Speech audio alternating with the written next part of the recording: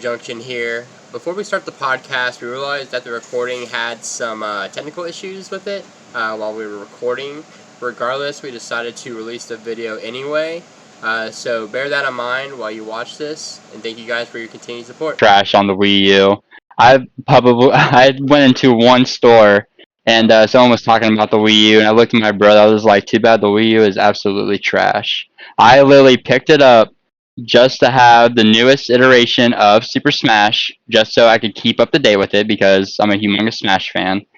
And then I do believe I played the new Sonic titles just because I'm a fan again. And then I do believe I tried out 3 more titles. I can't remember which ones they were. And I was like, okay, I'm done with this. Like, what else can I experience on this that's worth the hell? I just was not a fan of the Wii U. I think it was a nice concept.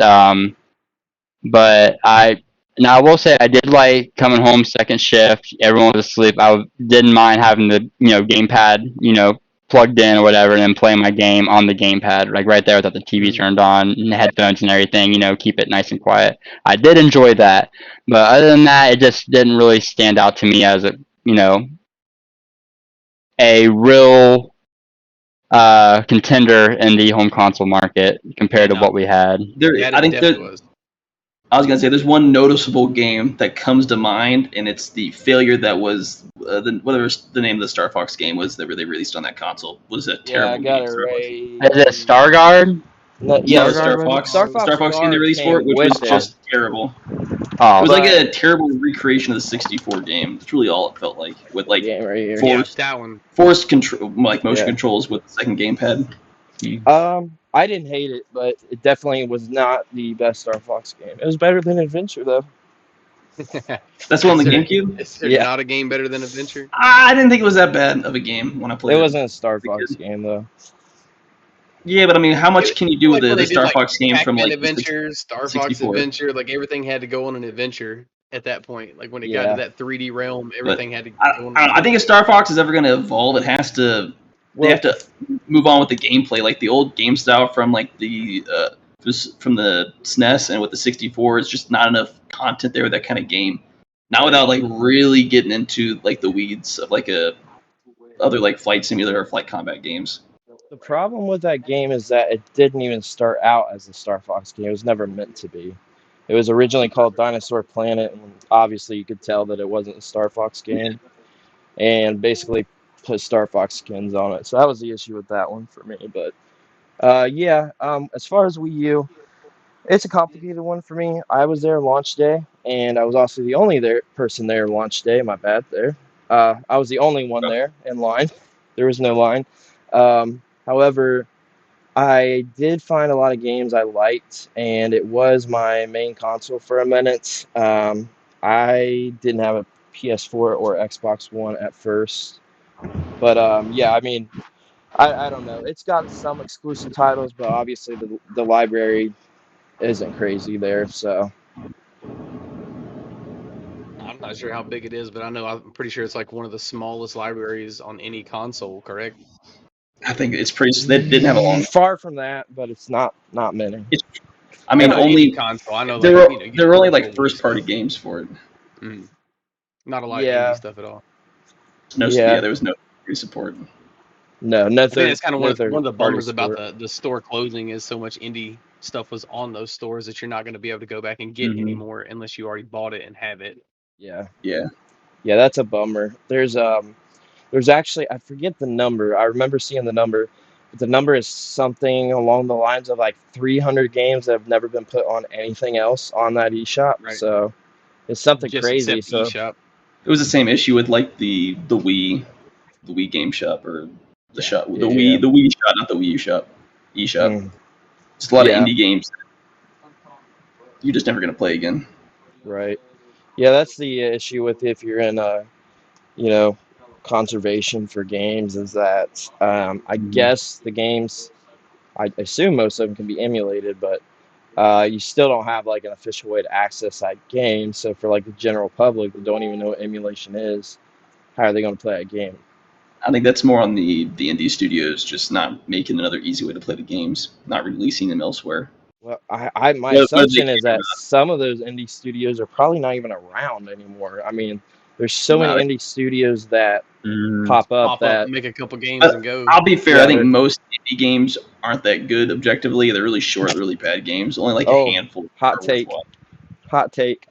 I don't know if it's a hot take. A lot of them are just like the No, equivalent of like mobile games from like I the Wii era. completely agree with A it. Like lot I of them are can't. trash. If I was to sit down and try to Mm, go through 20 indie games, I maybe like 2 or 3 at best. Now ooh, I will say that's it's a rough definitely one. a lot of give or take with indie games. Like obviously anything that was an indie title that's made it big. I mean, you know about Shovel Knight.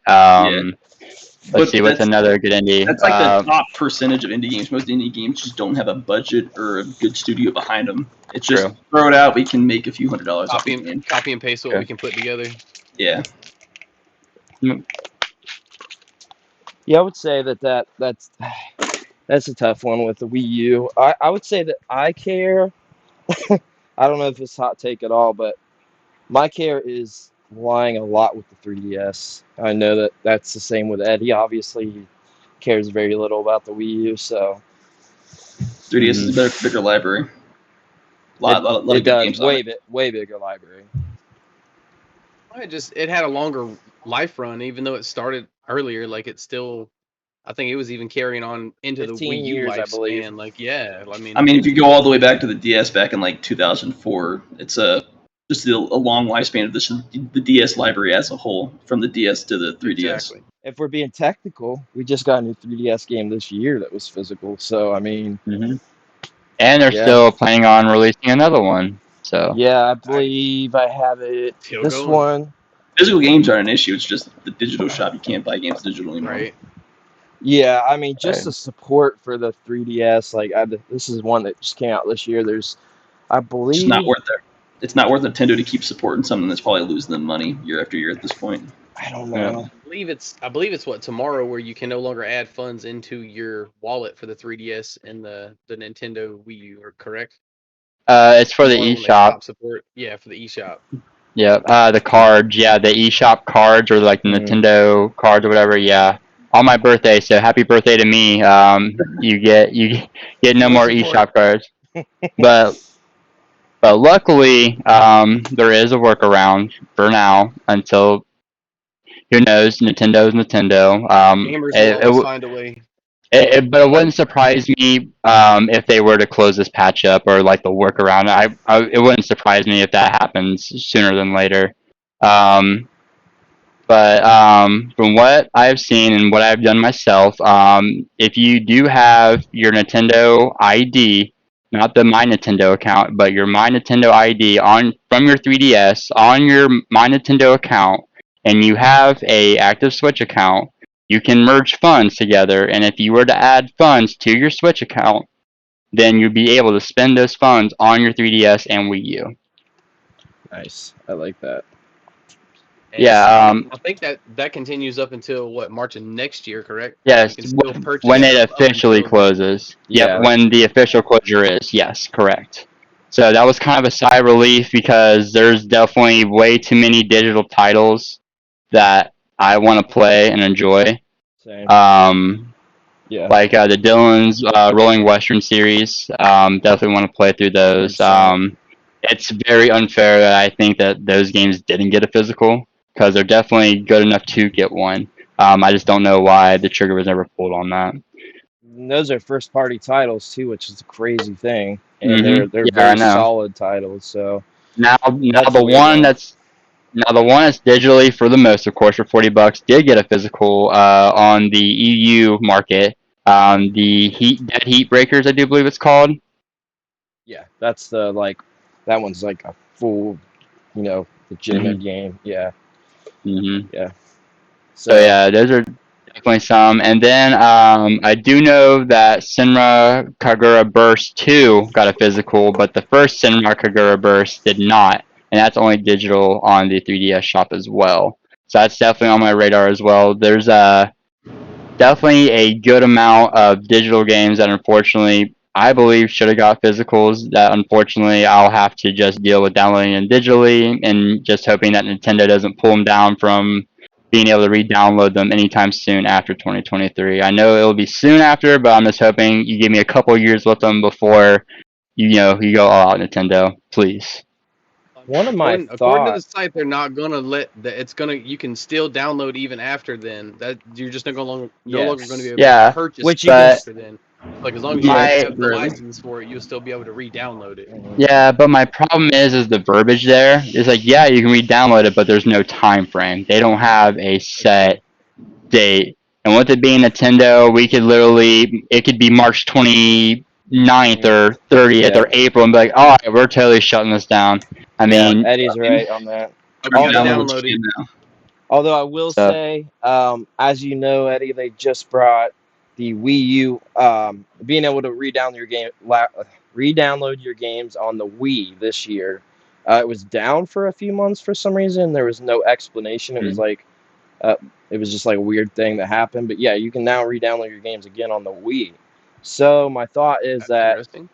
yeah, you can. You'll have a while, I think, with the 3DS and Wii U as far as that, because I don't see them shutting down Wii U or 3DS online play anytime soon. But what I do see happening is the third parties that did put out games on the Wii U and 3DS shutting down their servers by themselves on online games. I do right, see that just like happening. what we've seen. Yeah, like what we've seen with like Jump Force for the Yes. Switch already. Well, actually, Hmm. new gen already. So Yeah. I Yeah. think we touched that Jump on Force that is last done. podcast.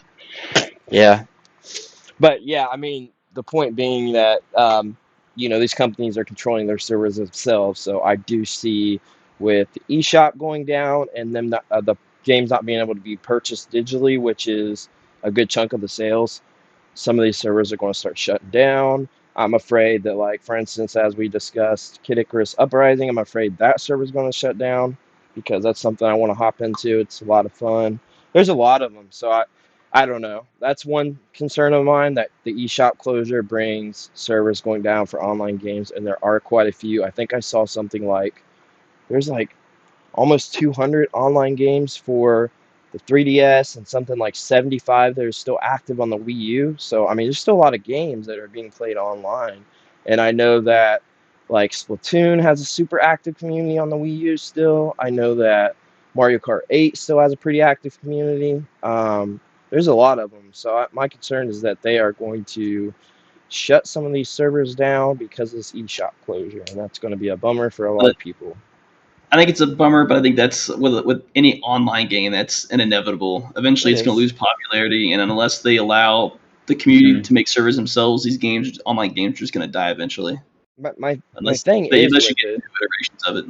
they are literally just the last console though. We still had PS2 online gaming during PS4. I mean, but there I were games mean, that for the PS2 that didn't get shut down until I mean, literally, I think one of them was still active until like 3 or 4 years ago. So But I think it's it's yeah. different than it was 20 years ago. These companies just don't look at it from the gamer aspect; they look at it from a they business don't. aspect. They It's They all don't. give it time to die so you can get games, but eventually it's a net negative on the profit. So yeah. why, in their eyes, why keep something that doesn't make money and loses money Mhm. open when eventually you don't want people on these older systems, you want them on the newer systems, which is going to Exactly. make you money. I Yeah, mean, you're but right, 100%. that's the one benefit of like single player games is if you can get a copy of it, you can always play it. But eventually, these online games they're eventually gonna die unless Yeah. you can make a community server. Yeah, It's yeah, a you're bummer. 100% right on that. They are not pro consumer anymore like they used to be, I don't unfortunately. think any of these businesses were really pro. They were because they're as pro consumers they need to be. They're at the Mm, end of the day, Nintendo is a business and they're about making money, and they always have been. They might be customer friendly or consumer friendly to a degree, but that only goes so far when it starts eating into their profits. Exactly. Once yeah, you lose some money, they're definitely moving to something else. Yeah, yeah.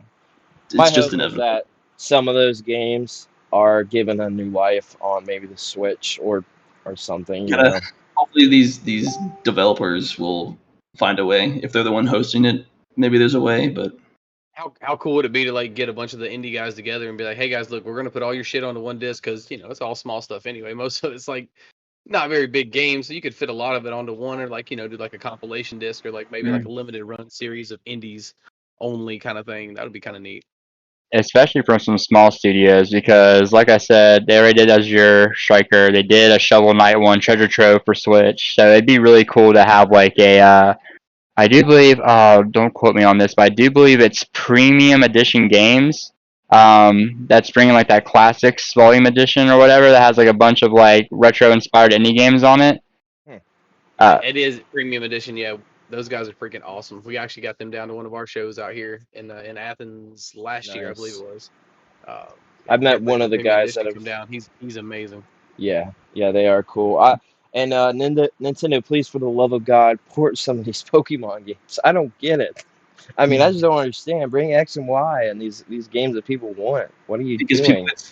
People could still throw money out, and well, the biggest issue with a lot of these games is they were available on the 3DS Virtual Console. So why port them when there was still technically a way for people to play these games? Right. That's actually kind of funny because I was looking at it. 4 of the 5 top selling games that weren't bundled in with a console for the 3DS were Pokemon games. 4 of the 5 top selling non-bundled games, which I was looking at, which I mean, Pokemon sells.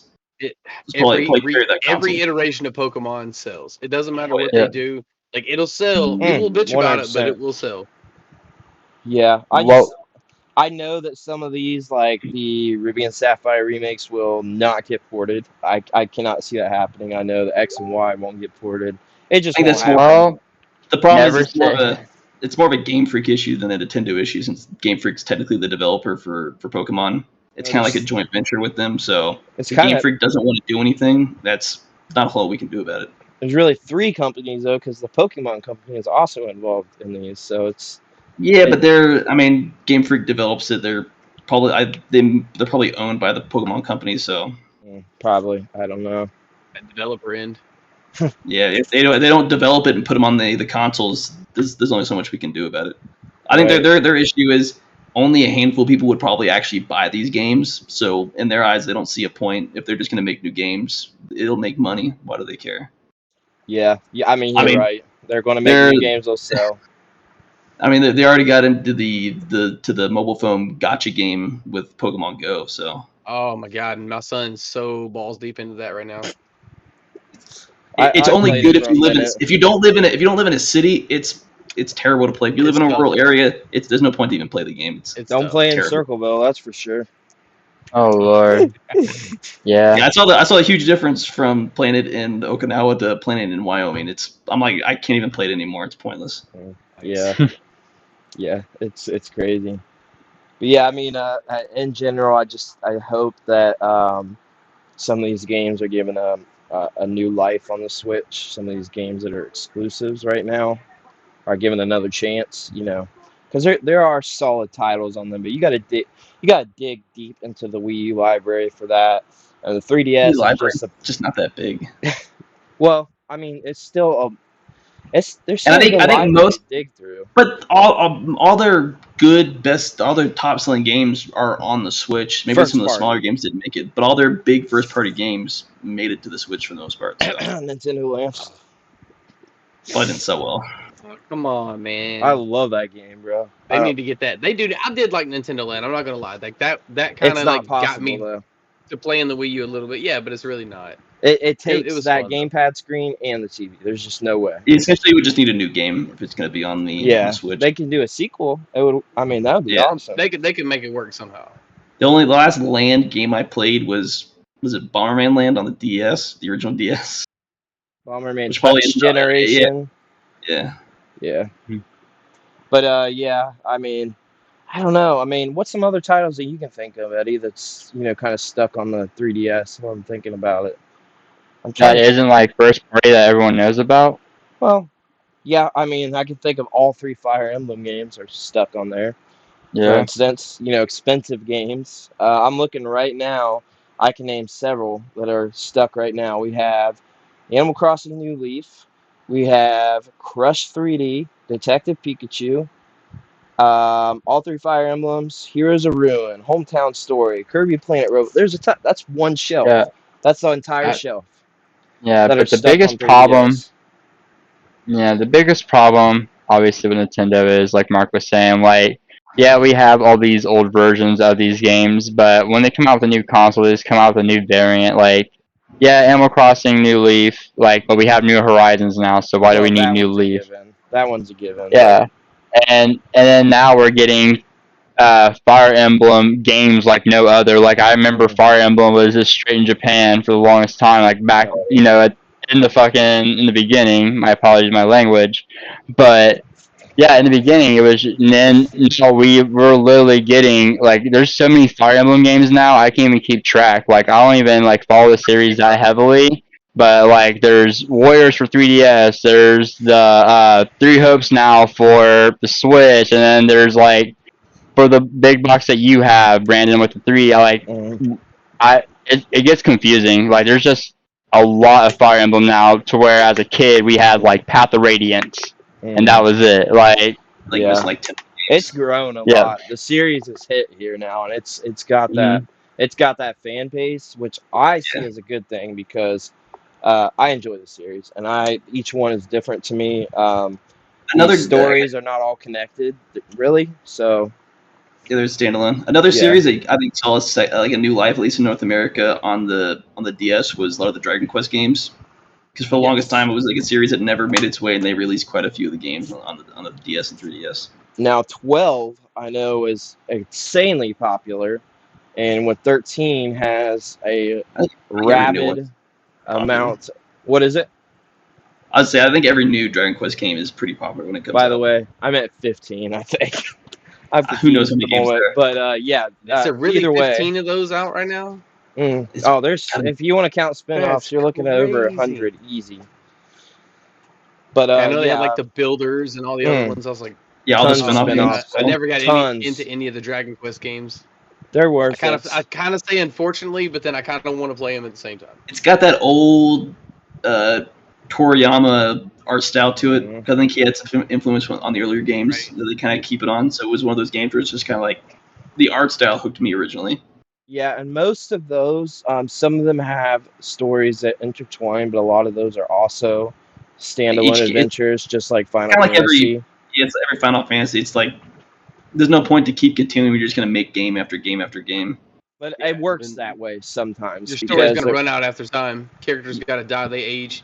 Right. Yeah, right. And a lot of the times what they'll do is they'll take, I don't know, 1 through 3, and we're connected, and they'll say 4 is set 100 years later, and then you got 4, 5. I'm not saying all those are like that, but that's what they do, and that's how they make it work. So I mean, it does work that way. Final Fantasy does the same thing. So Yeah. I guess while we're thinking of games that I guess there's one specific game that I think would really hurt because it only came out like I guess it came out in 2017, but it feels like it just came out was the remake of Metroid 2: Samus Returns. Yes, please. Kind of hard to come by. That it came out at like the end of the life cycle, and now it's again it's kind of hard to come by now unless you want to throw a lot of money at it. This thing is beautiful. Love. That's a game that you could port it to the Switch, but it requires a lot of tweaking, since it was definitely designed with touch in mind.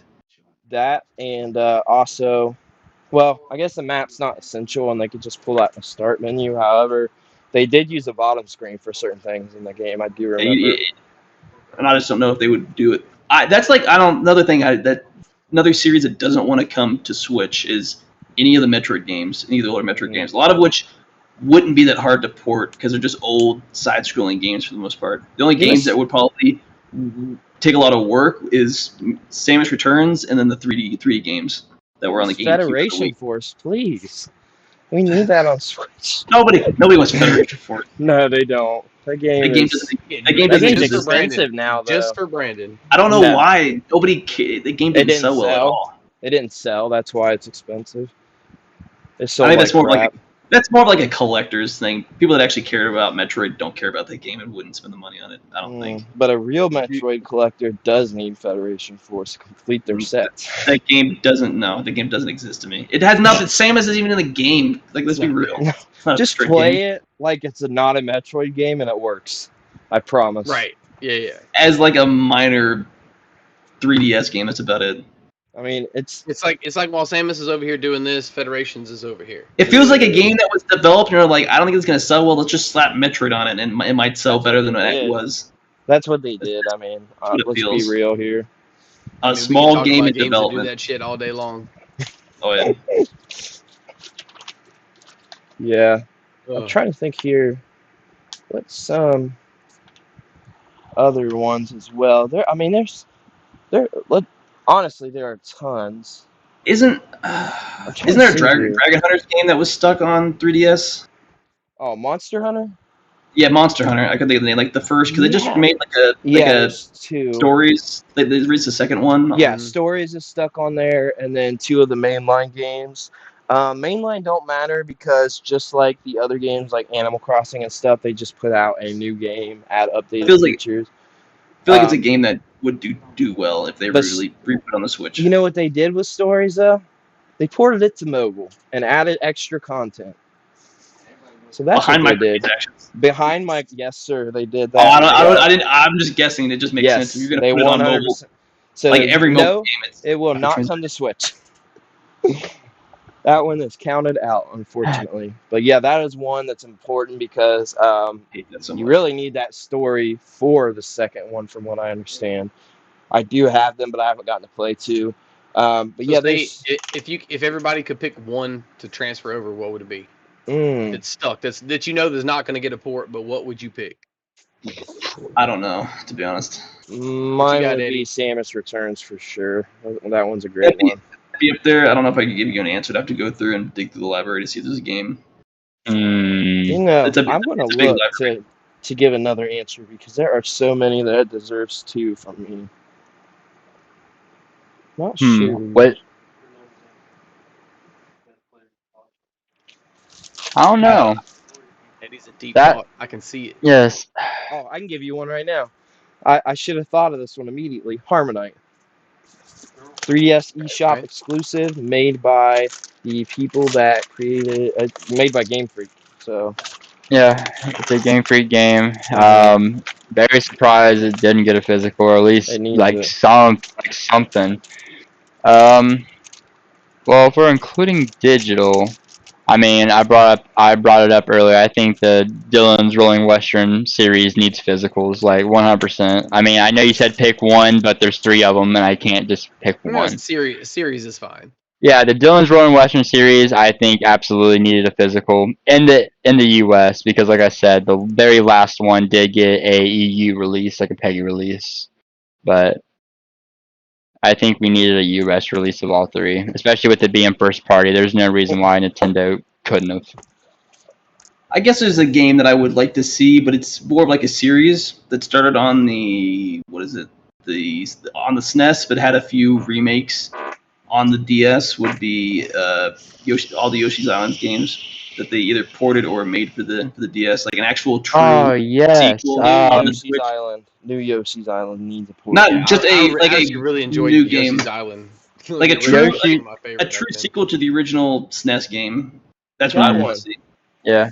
New Yoshi's Island on the 3DS is literally a direct sequel to. Yeah, but not on the 3DS, on the actual Switch, like something that would be to the Switch. Gotcha. I don't even want to port. I want like a built from the ground up, built for the Switch, like an actual like 3D type game. That could be that would be pretty sweet. Especially with that art style. Of all the Yoshi's Island games that have been put out, I still think the best was the original. Hands down. The original one was like so new when it came out, and it's still like because I played fun to play. Like it holds up. I played most of the games on 3DS, and while they're all fun, it's just not the same as what the original was. How unique it was for when it came out. It is. It's like the awesome coattails. Game. They're just hanging on to the coattails of what they already did, and it's like instead of trying to do something. When Nintendo was doing a lot of stuff new, like they had this base level as far as platformers, and they were just trying a bunch of new stuff. Yeah, I think that completely off topic. I do think that SNES was Nintendo's big console of experimenting and creating new franchises. I think they did very well with that system as far as doing that. Being creative with they had new so many games. more developers back then too. Like you had all kinds of different companies making stuff specifically for them. Like, but it just seems like a lot of their first party games they didn't like do what worked with the first stuff. Like it seemed like every new game was like a huge jump. It's just like a lot of stuff we don't see in game anymore. There's no big jumps. It's just rehashing what already works. There's no new massive experimentation from like the 2000s. Yeah, exactly. One first party title I can think of is Donkey Kong Country Returns, like for the 3D and stuff. Like Donkey Kong Country, I mean it's the same element, we just get updated graphics pretty much, or different environment. That's about it. Just want Nintendo to like take like huge risks on like a new mainline, either Mario game or something like that. That's like they really change a lot. Yeah, man. A new Yoshi's Island built from the ground up. That would be wonderful. I would be all over that for sure. At least experiment with that game in like a full 3D environment, like they do with the Mario games. Did you play? What is it? I have it. Yoshi's Crafted World. I've seen gameplay. I just haven't bought them yet or tried to play them yet. There are always games that was like I need to buy that game, but there's always other games that were higher up on my list to play. It's a really fun game for sure. What's the one for 3DS that's Yoshi that has Poochie in it? Is that Crafty World? New Crafty? Yeah, that's one of the woolier crafty ones. So Yoshi's Woolly World, Woolly Yarn is the one that had Poochie first. Yes. Yeah. Those were more like sequels to the Yoshi's Story from the 64. Those are all like sequels to that. They are Yoshi games. Right. But Crafted World is definitely a really fun game. I will say it is super easy, like a standard Kirby though. So you're. I mean, the original Yoshi Story game was a really easy game. It wasn't a platformer. It's a pretty game. Just looking at it, could you imagine that on PS5? I thought it was really creative what they did. It was kind of nice. Yeah, it's a fun game. I played through that with my daughter. That one was a lot of fun for sure. But yeah, I'm trying to think. I don't know any other tons of 3DS that would make for great ports. I know you have little experience, Tony, but what have you played on 3DS? None. No, nah, man.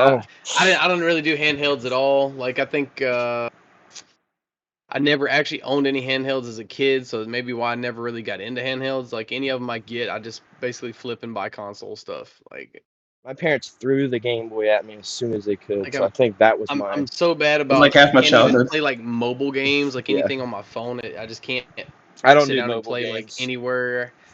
I don't take stuff with me. Like I like to live in the moments. A lot of times when I'm out in places, like I can't really do a lot of handheld gaming stuff at all.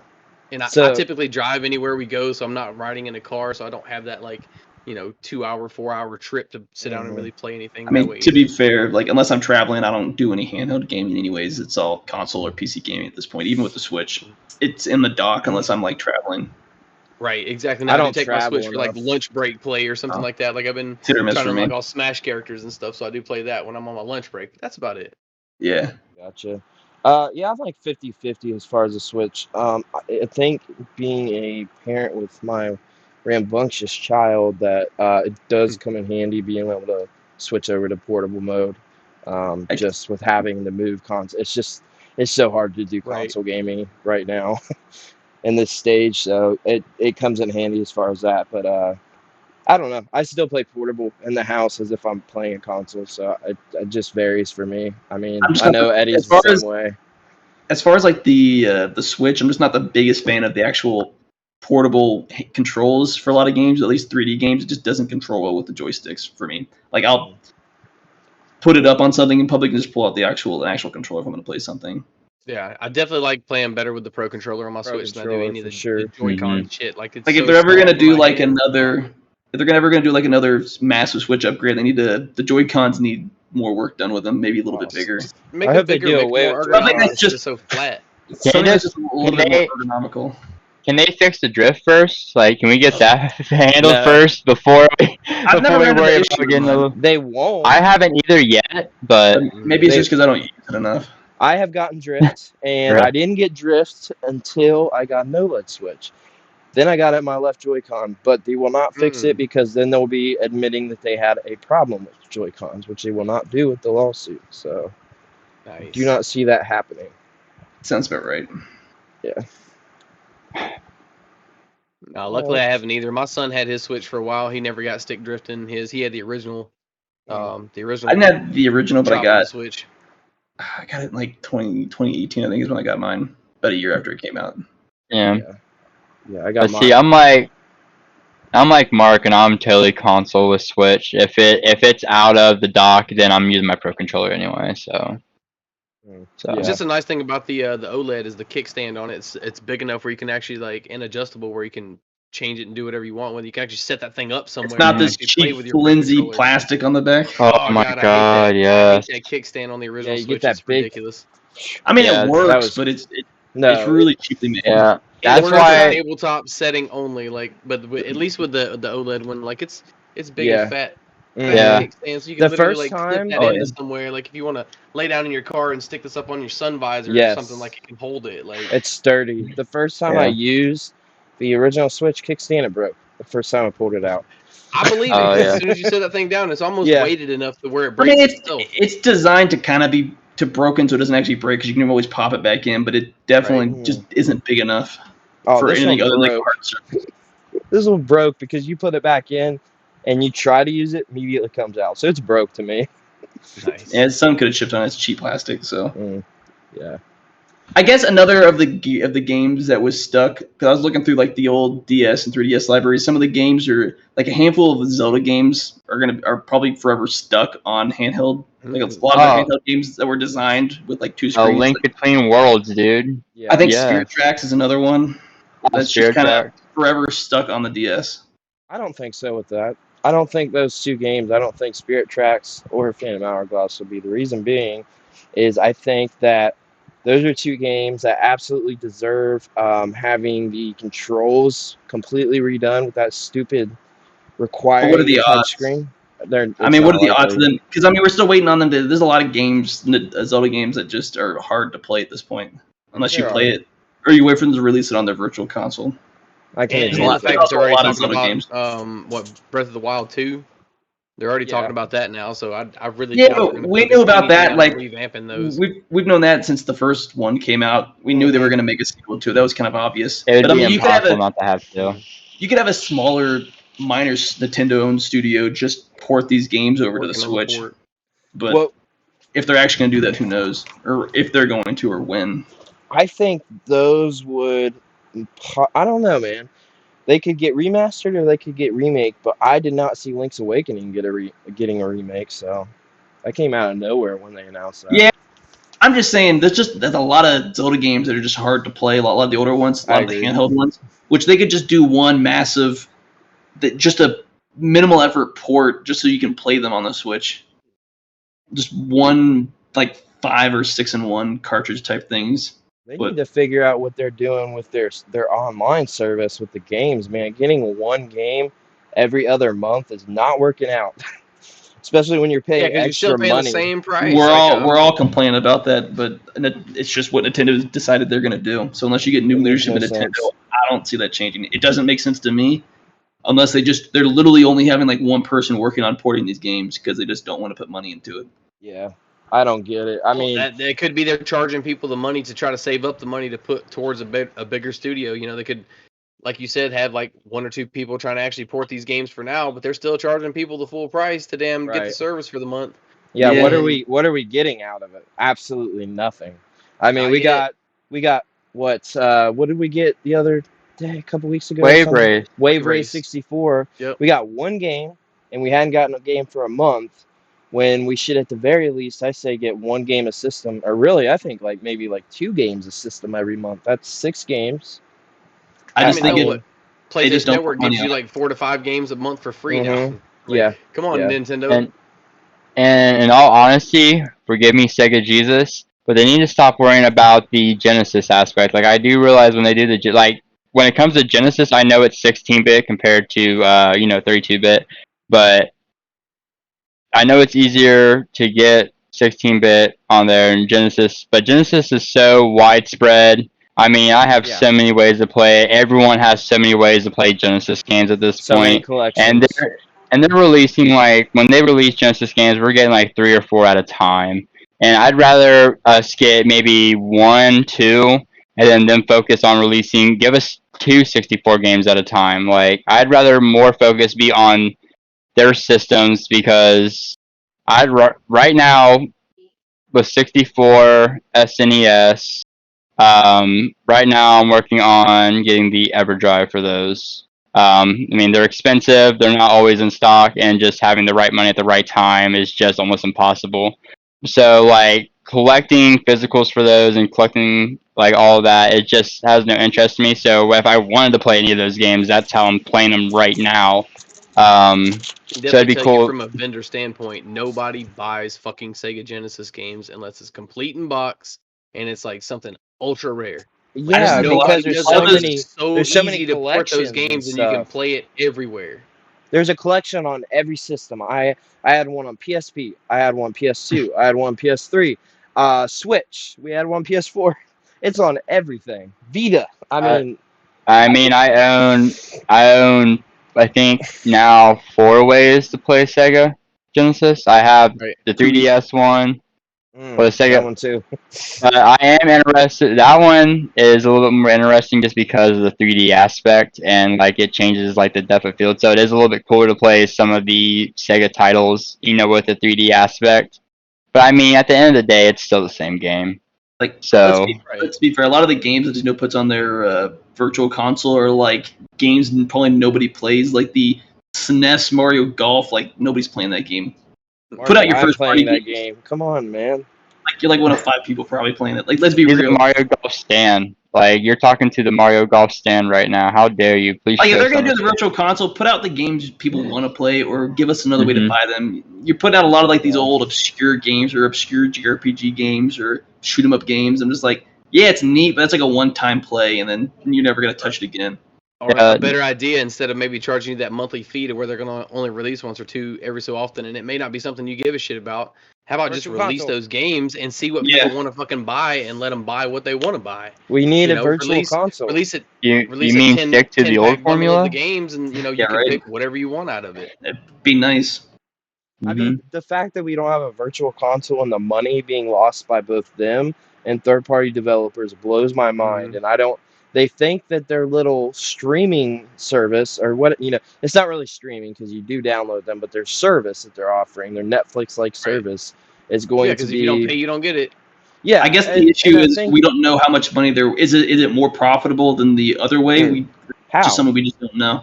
I don't know.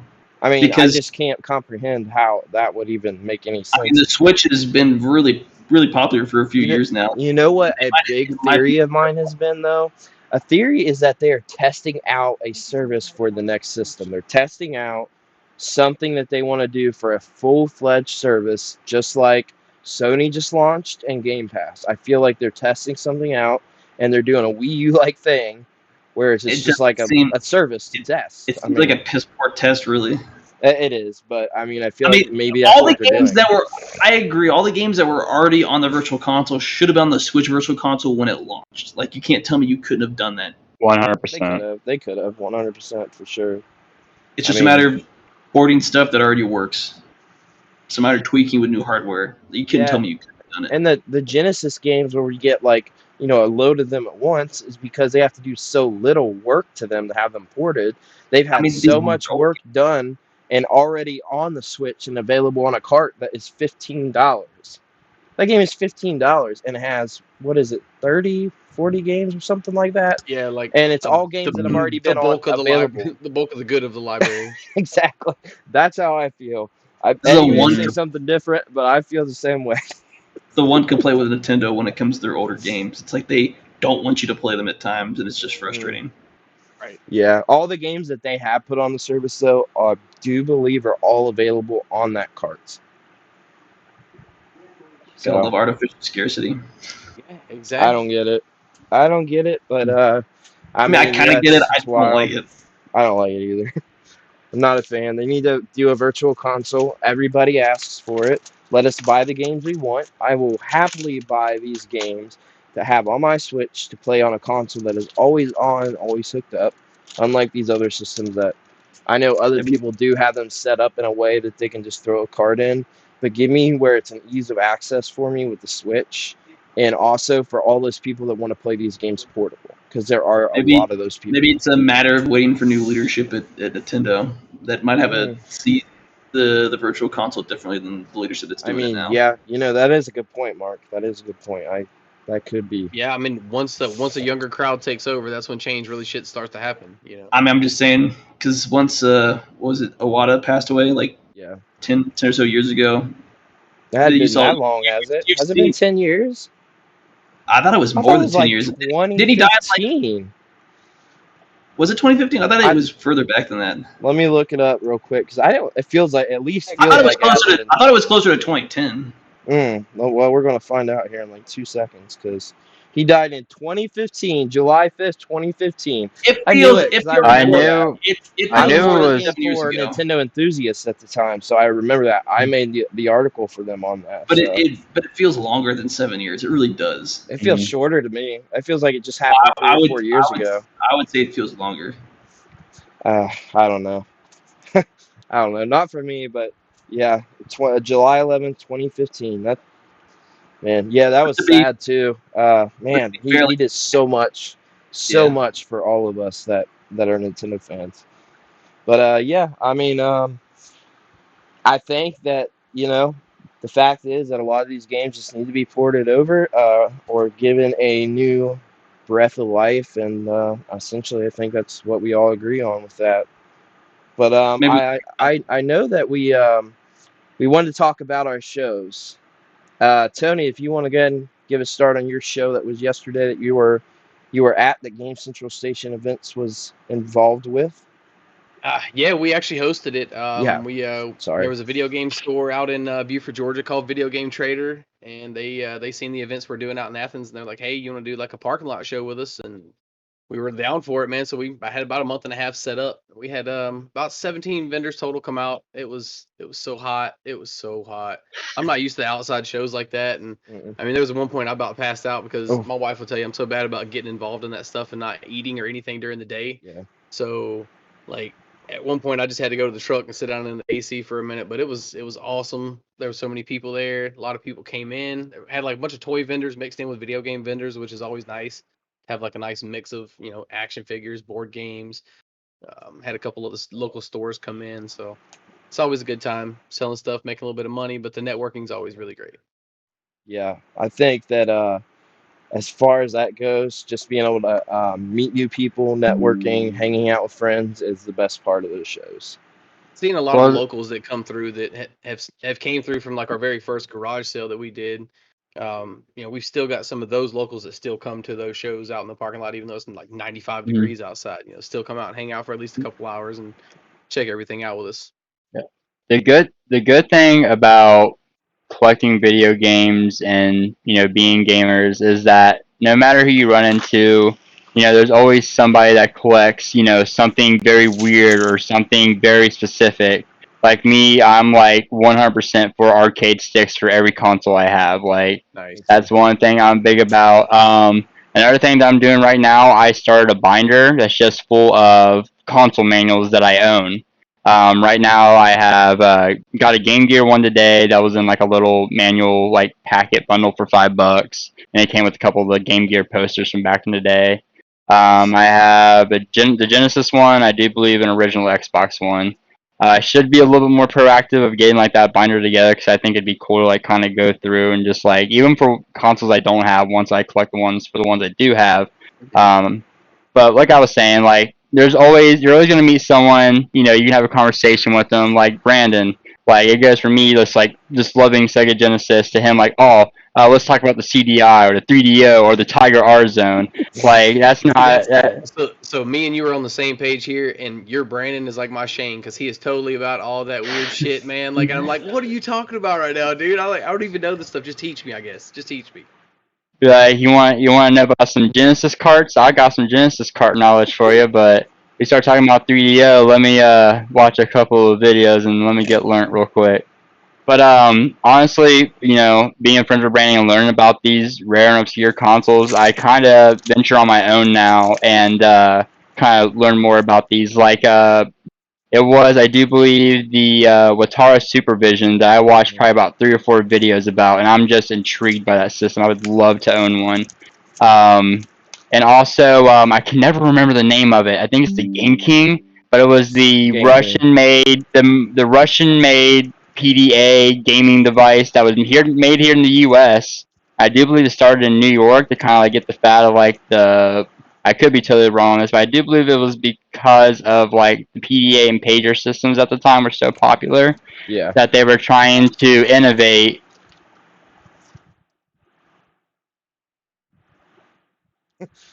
Well, anyhow, yeah. So that's one of my favorite things. Like I was saying, is the networking and stuff. But how long was the event yesterday? So we went from noon to dark. That was Ooh. the ad. Whoa. So It's like 9 the hours. noon time was kind of when the store opened. They Mhm. open at noon, so we just decided to do our thing at noon. But I was there from like 9 o'clock in the morning, and we had a food vendor up there. He had a big pull behind smoker grill, and he was cooking tons of Nice. food. He was up there before I got there. So he was there right before we left. We left about 30 minutes after he did, but me and Shane didn't actually leave until 9 o'clock almost. So we were there from like 9 in the morning to 9 at night. It was Yeah. it was a good time. Oh yeah, we're gonna be once Torg comes around, man. We have an after party even, so we'll be there first thing in the morning, and we'll be there until Nice. who knows what time we'll go home. So that's gonna be a long day. Yeah. So After day. what show did you and Eddie go to today? we went to the Columbus Toy and Game Show. This is my first time going. It was really cool because um, it is heavily focused on toys. I would say it's like 75% toys, but some of the gaming vendors there did have some pretty cool stuff. I mean, there were some that Nice. had some real heavies there. I mean, one dude had Cubivore. There was a Tron Bond there for 700. There was some various stuff there, but what I think excited us as far as the games there is that the last two conventions we went to, one of them was completely focused on games and had so little games. I think it had one actual booth of games and like another one that had Mm-hmm. maybe half a booth of games. It was insane, but So what was it, more like granted, artsy stuff? no, it was like a video game convention, but it was its first year, so Mm. it was almost all toys. Oh, okay. It was a thing, but respectfully, it was their first year, and who knows, come back Hey, next year and it could be a everybody's got to start banger. and show. They got to start somewhere. Yeah. And I then the think one, yeah, go ahead, Eddie. I'm sorry. I think the biggest disappointment about we'll just keep it. We'll call it the unlisted con, the NA con, non-applicable. What was the amount we had to drive for it, man? Like combined total, it was about a 4-hour drive, and it Yeah, was it was just so nuts. it was. I think that was the biggest thing that hit us with that con was that we drove out there. We planned on getting content all day. I think it took us longer to drive there one way than what we stayed there the whole time. Oh Like it wow. was. Yeah. So I Uh, mean, it was. I think that's what disappointed us the most. And the game stores that I did want to go down there and visit, the it one that I really was. wanted to visit, no, he was actually there. The Oh one of the yeah. game stores there, he was actually there. So I already seen what he brought, which I know at his game store he has way more stuff. So that was kind of disappointing. But yeah, I think the cool thing about today that is my opinion only, is that I think that gaming conventions do need this little mix of toys. Mhm. I think it's really cool because, like Brandon said, it was mainly a toy show, but it was like I think me and Brandon probably stopped a total of probably 213, 200, like just a random number. Like we stopped so many times to look at toys that we had as kids, toys that we didn't know existed. Yeah. And then even I seen so much Sonic stuff, and it was really hard to not pull the trigger on it. Like there was a Sonic X Shadow figure that was from Toys R Us exclusive, and I couldn't see myself spending $90 on it, but it was really cool to see a Sonic X figure because I mean, Sonic X just means a lot to me. It pushed my love for Sonic the Hedgehog. So, um, seeing that, and then seeing there was actually a lot of video game adjacent toys there. Yeah. We Tons. That's seen a always prime. nice to see. Check Uh, this. Yeah. Go ahead and tell them. are you telling about the Primal Rage figure? Oh man, I wanted Go ahead this and show so 'em, bad. because it's So bad. it was pristine. Oh, Super blurry. I'm not gonna lie. I Oh, know. it's It's on. Oh, Oh, really, it's not here's, really, focusing. really hard to focus. Yeah, I can see. That's Yeah. cool. Oh, it was, Nice. and here's the thing. I think Primal Rage, every version I played is a shit game, but that was beautiful. Always. And it was cool to see. So there was a lot of trauma toys. Like I seen lots of Toxic Crusaders, and obviously that's a very popular toy line for horror enthusiasts. What was another one that I saw that was really big? I was actually surprised to see the amount of Mega Man stuff that they had there for you, Brandon. It was really cool. I'm trying to think. There was plenty of Funko. Oh Lord, there's plenty of Funko. way too much Funko though. Way too much. I'll tell you what. I'm I can't with happy Funko. that. I can't with Funko either. Listen, I was a Funko collector, and I know I have two here. These ones are actually for sale on our Game Junction Mercari. Let me just plug that in real quick. But yeah, two 3 years ago. But Shameless plug. 3 years ago, that would have been an absolute problem for me. I like Funko just because they're able to tackle so many IPs, and it seems like almost flawless that they can literally, if there's an IP that someone wants, even if it's like two people, they'll be like, all right, let's release 20 different variations of that Funko Pop. Let's make a glow one. Let's make a flocked one. Let's make a 6-inch. Let's make a 10-inch. And that's where I stopped, because with the Sonic the Hedgehog obviously being my favorite, it was very easy to collect because there was just so little of that series for Funko. And then I tried to collect some anime ones, and that's where the problem came, and I just couldn't see myself spending $300 on a piece of vinyl. And that really turned me off. But Ouch. I feel personally attacked. Oh, Mark, are you still collecting So Funko? what would you spend 300 on? I never collect Funko, but I spent damn near 300 on a PVC figure, anime figure. Oh God, what was it? I gotta know. I can show you. Hey, Yeah, let's see Mark. Wait, Eddie, I remember that other series I was telling you about earlier. Oh, he's What's got that? his mic turned off. Dude, you remember Madoka Magica? I remember you being really into it at one point. Yeah. I've still never watched it, but Oh, dude, yeah. I was thinking about that today because we saw a bunch of anime stuff, but then I saw. Remember, I was really into Oraimo, the one about the sister that was the anime fan. Like the closet I know. anime fan. I know what you're talking about now. Yeah, you don't have to you don't have to go too into deep about it. Yeah, I saw some figures to that today, and it was so hard for me not to pull the trigger. I'm like, Like, really. I don't have many, but I don't know how much. But I spent it like somewhere between $200 and $300 when I bought this figure of Rei Ayanami. What is it? It's Rei Ayanami. The lighting's kind of shit. It's just a PVC figure. Neon Genesis Evangelion. Oh, okay, that's right. Yeah, I thought she looked familiar. Yeah, we saw some Evangelion stuff today. Lighting's kind of trash in here, but I don't know why, but I spent a pretty penny on it when the last convention I went to, which was 2018 in Atlanta. We saw a Akira motorcycle, bro. This big, dude. Thing was $800, dude. I mean, this thing was massive. From Akira, man, I've seen. If you're going to that area, it's really interesting to see a mixture, and it's less into the gaming aspect, but it's more like anime-ish. But like a mixture between like car culture and like anime culture is really interesting, especially like car meets, where it's just like they've got these massive, expensive ass wraps around their cars for that stuff. Oh, what was the one I really liked? The one anime, Tokyo, I think it's called Tokyo something. Tokyo Drift. That's what it was. Yeah, I feel like that started that car culture. If it ain't Initial Tokyo D, Drift, it'd be Initial D. Tokyo Drift is a Fast and Furious movie. Initial D. I was thinking of Fast and Furious. Fast. Yeah, I love Initial D. What the hell does that guy have to do with anything? Like, Vin Diesel didn't have shit to do with that. Oh no, yeah, nothing to do with it. I mean, hey, there is a game relation. There's a lot of Initial D games out there. There's a lot out of them. There's a lot. Yeah, surprisingly, it's a really popular series.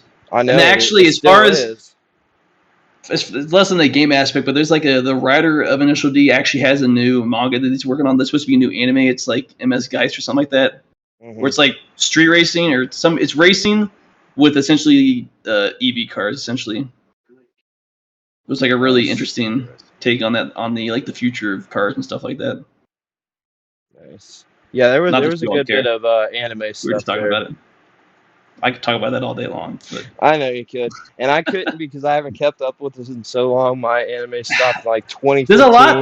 The There's last a lot I time we don't went watch. to a convention.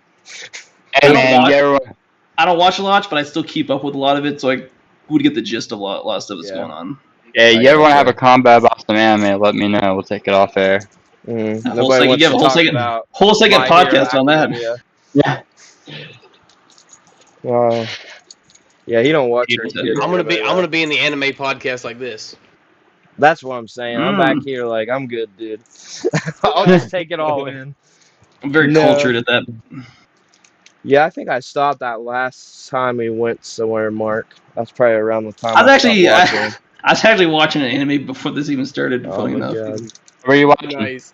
an old favorite of Tenchi Muyo.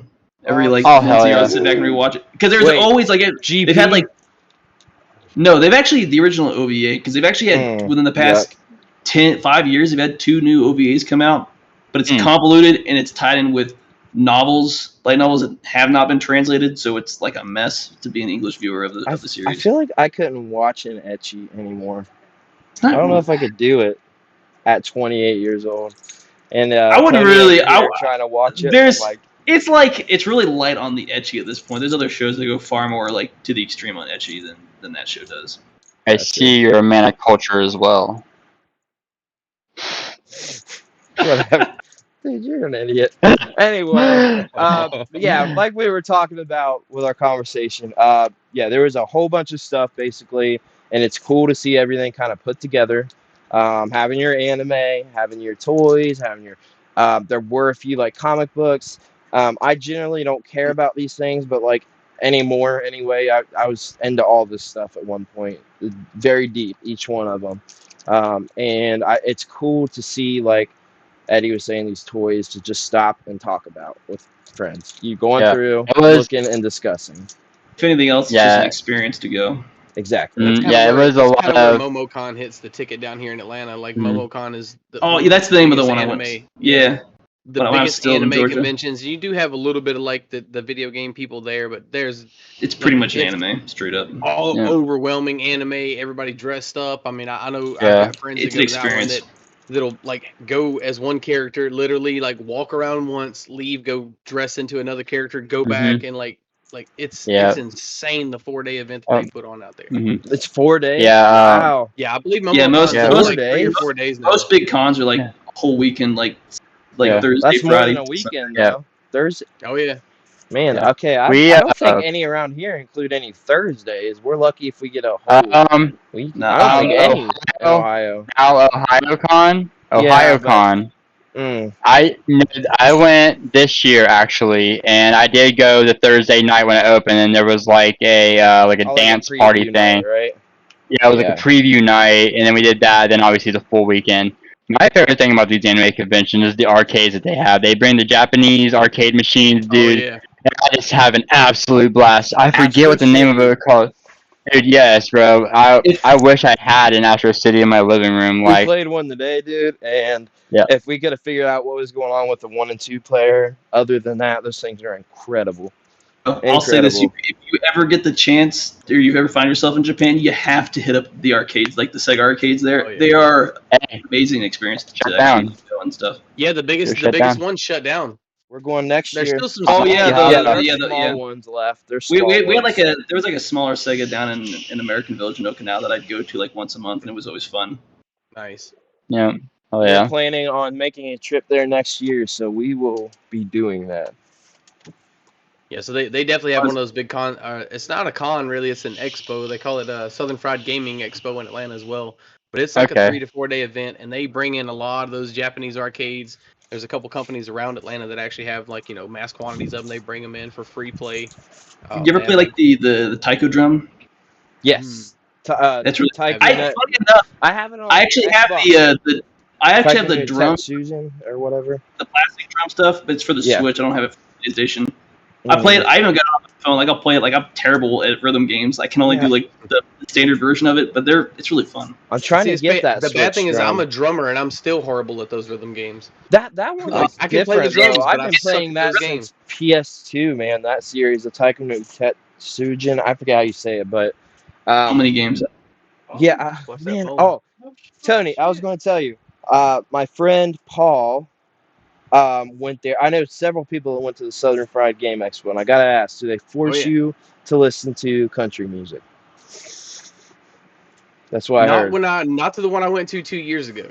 I heard that they had they different put you in a things room and forced you to listen to country music. That's what I heard. Cannot force me to listen to country music. I'm gonna punch somebody. So I would imagine maybe in one of the expo rooms. So there's multiple rooms. Like Southern Fried Gaming Expo is not like one giant room where you just go in and do everything. It's like in like a big ass like 2-part hotel. So you've got like sections over here where certain like panel rooms and stuff goes on. It's kind of like a convention. It's a big ass convention. Yeah, it's huge. It's probably one of the biggest ones in the States, I would imagine. Tony, you know Paul Niemeyer, right? Yeah. Yeah. Okay, so he went out there this year. And was out there with it was probably Brian in his panel room. I bet you that's what it was. I bet it was in his panel room where they did that shit and they played it. But yeah, he went out there this year and he said he had a blast. So I would love to make a trip there. It's a good time. It is. Yeah, it is worth the trip. I mean, don't come in expecting to buy a bunch of cool shit because it's really not like a vendor friendly event. Right. They do have like those are my like favorite a flea market day, and it's like a couple day, like a couple hour thing. They let people set up on a table and they kick the video game guys off, and they bring the tabletop guys to sell stuff, and then they kick those guys off, and then it's back to just the free play arcade room. See, so that's the only disappointing thing for me because I went there with like a fat wad of cash ready to buy some stuff, and I came out with like 3 or 4 things, but a great time. Yeah, that's my thing. I know that like Mark can attest to this from the anime conventions we went to. The panels are what do it for me. The panels and being able to, I mean, there's a bunch of panels. They have panels scheduled all day, and that is my favorite. I wish that was more incorporated in the video game conventions because yes, vendor halls are great, but I don't know. It's tough because like with Torg, we have the biggest vendor hall in Ohio, but at the same time, I'm like trained with conventions for years and years and years that we have a full day of panels, and if there's one you're interested in, you go to a panel from 12:45 to 1:45. Skip a panel you might not be interested in. Go check out the vendor hall. Check out a cosplay event going on for the day. Just all this other stuff, and I feel like I've even went to a design your own game panel before at an anime convention where they kind of go over like the basics of what you need to do, and it's just fun to learn. But these panels, you get to see like voice actors and artists and different people talk about their experiences with being involved with these games and things. It's a really big thing because like when I went to MomoCon, I think it was 2017. They actually had a big panel on Overwatch when it was still a big game. They had a bunch of voice actors there. Yeah, because the person I went with was like super into Overwatch at the time, and it was a great one of the bigger panels I've actually been a part of. Yeah, see, I don't even like Overwatch, but I'd enjoy hearing about their experience with the game because you just behind the scenes. Like half of the there's like 4 or 5, maybe not that many. There were a handful of voice actors there for some of the bigger characters. Yeah. Well, and not only that, but like you said, Brandon, if it's somebody who's not really into the game, but you go and see the passion that those people put into the game, maybe it's something that you could give a second chance to and try again. Absolutely. Yeah. I've always enjoyed that, and I think the convention aspect is ingrained in me that it's more of the community and the panels and things you can learn versus I feel like it's completely shifted over to with so many collectors now. And it's just, I think it's organically become this way that it's just changed to go to conventions to buy things. And I think just over time with so many more people in general with pop culture, nerd culture in general and everything, I'm talking anime, music, movies, all of it, that we have so many collectors in these spaces now that it's just like vendor halls are prime for conventions. And I kind of miss the days of being able to just go to all these panels and just hanging out and having a good time instead of just going to buy things. I think they still definitely need to check out Southern Fried Gaming Expo one year. That's the problem. Is like more of these panels exist more on like the anime conventions than do the gaming conventions. I know, or the expos. I hate that. It's always about the expo. The expo is more of like, I feel like the that panel mixture in there as well. Like, there's a shitload of little pop-up shop and swaps, man, down here that I've noticed popping up, all around the southeast down here, and, Dude, we don't mine have those included, here. But I mean, it's really like the smaller little shows where people just get together and buy, sell shit together. I have to look. I don't know if there's any there in the area. Yeah, I never even heard of those until recently. Right. So I didn't go into those bigger ones down here in the southeast. We've got those big ones, Southeast Game Exchange, Southern Fried Gaming Expo, Game Jam South, all those again. But like doing those is kind of what made me start our little thing.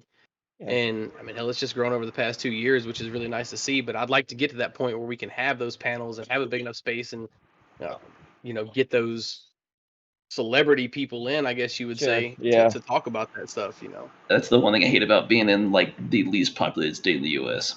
There's just nothing around here. Nothing to do. Like the only thing to do is Cheyenne's like a 4-hour drive, and Salt Lake's like a 3-hour drive, and it's hit or miss whether anything's even going to happen in those cities. Right.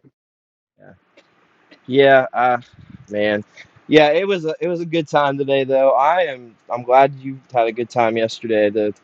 Man, it's cool to just get together, man. Just to meet up with people you don't get to see very often. We saw several people. I 2 people today that first time I met them that have been in the like tour community for a long time at this point. So that was really cool. Just being able to be in like Central Ohio and have a meeting spot for everybody, super cool. Just it's really awesome. And today was like it was a show, so there was no like guests or anything like that. It quite literally was just a big vendor hall, but it still brought people together and was cool. Right. Yeah, it's all about that community aspect. For sure. Yeah. Get to know your fellow gamers. Oh yeah, absolutely.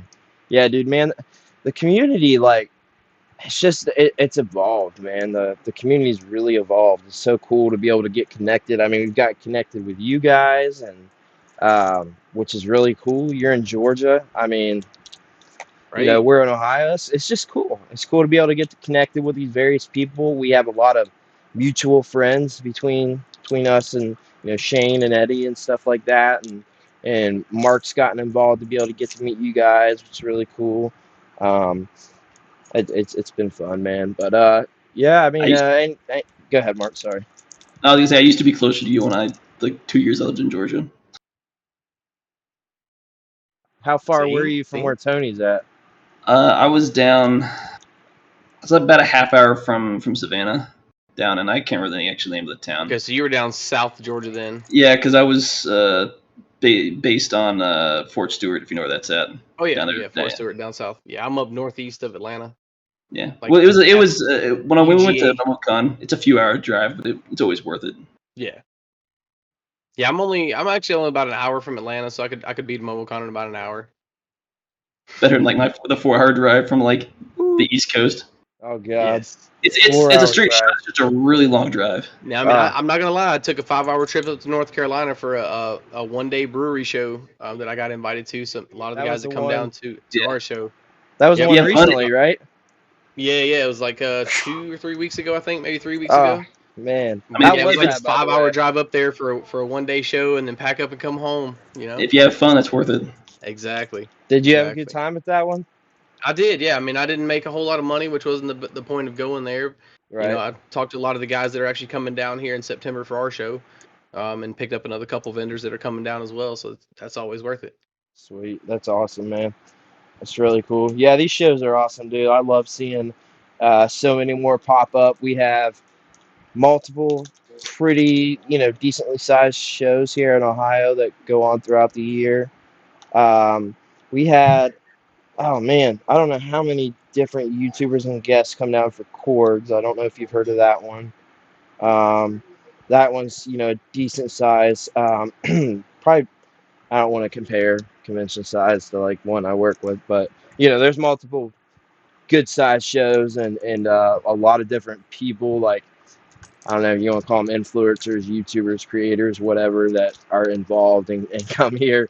I hate the word influencer, dude. It's really funny how much they push that stuff, though, because like those guys coming and doing content and filming at those shows really does bring a crowd. Like it does. The Game Jam South down here, it was a 1-day show, but like Phoenix Resale was down. I don't even know all the people, like Cheap Finds Gold Mines. Just a lot of those folks, you know. Yeah, we had at Korgs, we got to meet. I know that you know John Riggs, which is a good friend of mine. He came to Korgs. We had Mr. Right Way, which is a smaller YouTuber. I think you know him. Yeah. Oh my goodness, who else?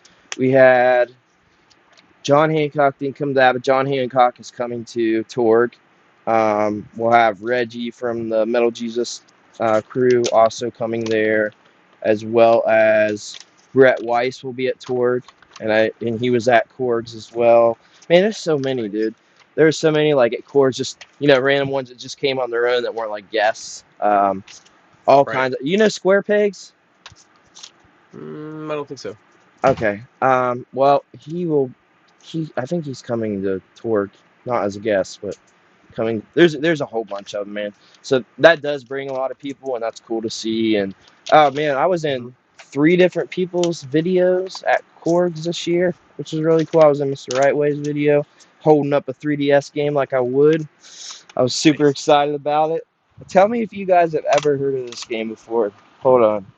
This is one I picked up there. This is my cool one. I showed this off in the video there. It is River City Tokyo Rumble. Nice. It's a beat 'em up. I've heard of it. Yeah. That was a cool one. But yeah, anyway, having these people there is really cool. Getting to meet these people. Community is just awesome. So, you have anything else you want to talk about, Tony, tonight? I think we're good. I think we got that discussion down about that 3DS store. We're right at an hour and a half too. Yeah, right. Right at an hour and a half. So looks like Eddie is gone. I can't think of anything else for tonight. Like always, guys, we will be back next week, Sunday at 8 p.m. Eastern Standard Time.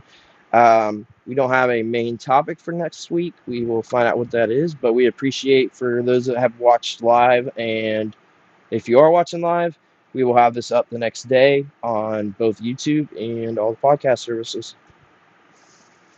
What's that? Don't forget to like, comment, and subscribe. I don't know how that works on all platforms. And subscribe. Oh yeah, well I guess we could say that, right? It's going to be on YouTube. If you put on YouTube, that's the big thing. Dude, I haven't gotten the hang of that stuff. I'm working on that, but I watch so much YouTube. I hear none of it's natural. Just don't do it. Unnatural. It's never natural. It doesn't feel organic. But I will say, it works. Every person I know that does make YouTube videos, even in gaming, they don't have to be large. They don't have to be somebody crazy. They do say that. So I don't know. We'll see when it feels organic for me. For everybody I've talked to that does that, it actually makes a difference when you say it. That's what I've heard. I heard it really does make the difference. So, comment, don't subscribe. Forget to like, comment, and subscribe. All right, guys. All right, man. You guys all have a good rest of your night. Appreciate being here tonight, boys, and we'll see you again next week. Peace. All right, later.